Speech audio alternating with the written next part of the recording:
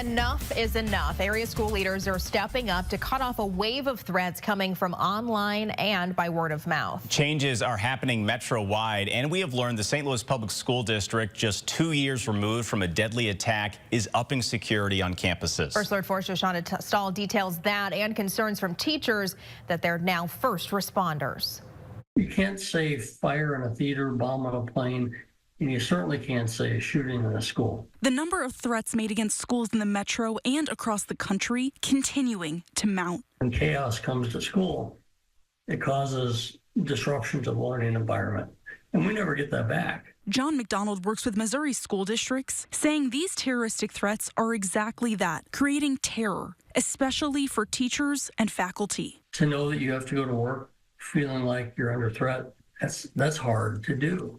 And it's hard to get up and feel motivated and come with that passion and that energy when you're thinking, is today the day that I'm going to have to survive? On Friday, 18-year-old Sean Scott was arrested and charged in St. Louis County. Police say Scott created an Instagram account, posting a photo with 2 rifles and naming 6 different area schools with dates of attack, including Vashon in the city. Now, St. Louis Public Schools sending this letter out detailing issues, including that 3 suspects have been identified for threats against Long Middle School. St. Louis police want kids and parents to stop screenshotting and sharing the threats online. That can delay law enforcement when it comes to tracking down who originated that threat and if there is a serious danger. Missouri's reporting system says there have been more school shooting threats so far this school year than all of 2023. McDonald says the threats are adding to anxiety for teachers and faculty.